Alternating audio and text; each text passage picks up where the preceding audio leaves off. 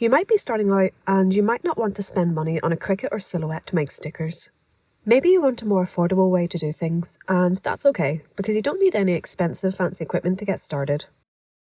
To be honest, I still haven't even got one yet, and I've been making and selling stickers more seriously for maybe 2 years now. I'd rather invest the money in other areas like a good printer first. I personally think it's a great idea to test the waters to see if it's worth getting a cutting machine down the line before committing to it and shelling out the money. So let's get into this topic and I'll show you how I make mine. I've just recently finished this drawing, so I'll take you along with my process on turning it into a sticker. These are the settings I used for my file. The higher the numbers the better, so that the final design looks clear and sharp. I'm using Procreate, but you'll find all these options in any other drawing softwares. But I like using 4000 pixels as a minimum length. If you ever want to print anything on A3 paper, I'd use 5000 pixels as a minimum. A high DPI is good too. I use 400. Just be aware though that the file size can increase a lot from putting these up, so make sure you have enough storage. So we're going to make sure the background layer isn't visible, and save this out as a PNG so that we have a good quality image with the transparency saved. This makes it a lot easier to assemble our sheet for printing. You won't have to think about erasing the white background to fit the designs closely together. Okay, I'm going to transfer this onto my computer and into Photoshop now. You'll be able to do this with other programs too though. Let's start a new file and set up our printing settings. To get an A4 sheet, we can go into the International setting. You're going to want the file for printing to be in CMYK to get a good idea of what the final printout will look like, as most home printers use these colours of ink.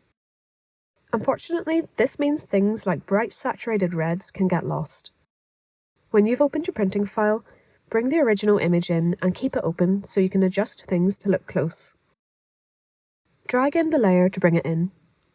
Luckily, this bird is mostly green, so it looks very close to the original. So I'll just quickly bring in a different piece here to show an example of how I'd adjust it.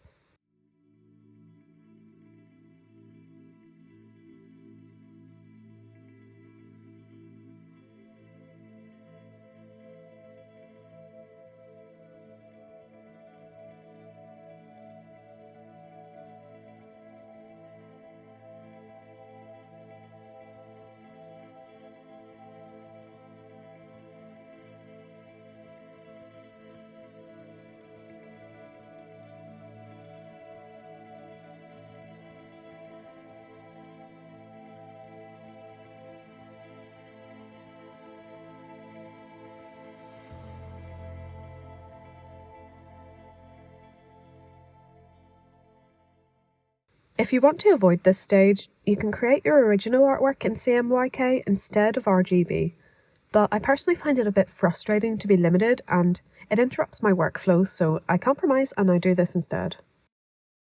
Now that we're set up, the ideal balance here is to try and fit as many stickers as possible on one A4 sheet while also making them not too difficult to cut apart with scissors.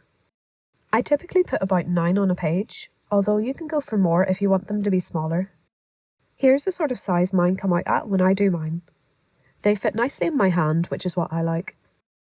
I then fill any gaps with small designs I have made for freebies.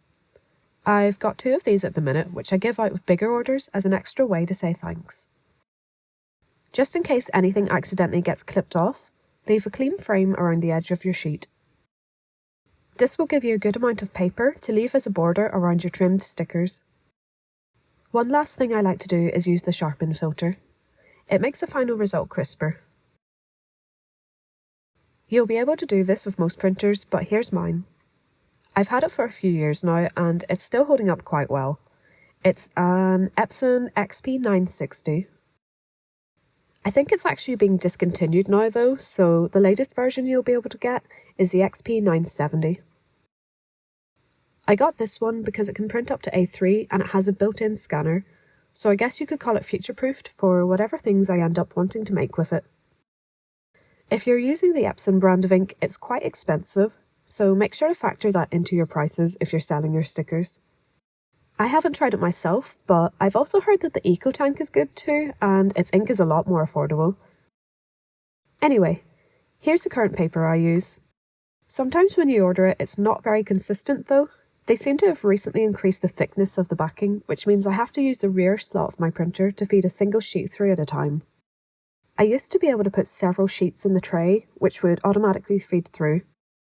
I still think the quality is very nice though, the colours look nice and vibrant on it. I use the matte version and I haven't actually tried the gloss. It's a matter of personal choice which type you want to use. Glossy paper can have a nice shine to it and deep looking colours. It's more what you would expect when you think of a sticker. The reason I use the matte is to make it feel more like a real painting on a piece of paper.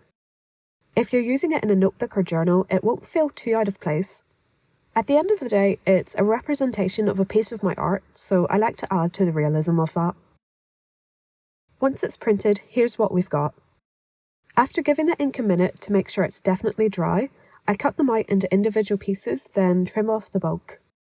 This is so it's easier to do the final cutting without the excess getting in the way. In terms of scissors, you might want to experiment with different types to work out what's easier for you to use. I've tried these three, and I actually find the biggest set the easiest. I'd personally stay away from small safety scissors because the thick blades can get tangled against the off-cuttings. Unfortunately, the big ones are too blunt now to use, so I'll just show this with the medium ones. Trimming nicely can take a bit of practice, but I'll talk about some tips to help you along. To avoid any bumps or points, cut in smooth single strokes. Don't do jagged short ones. If you nearly reach the tip of your scissors, wait until a straight section to move them back again. One other thing to do is mostly move the sticker rather than the scissors. This lets you control the pressure you're applying more easily.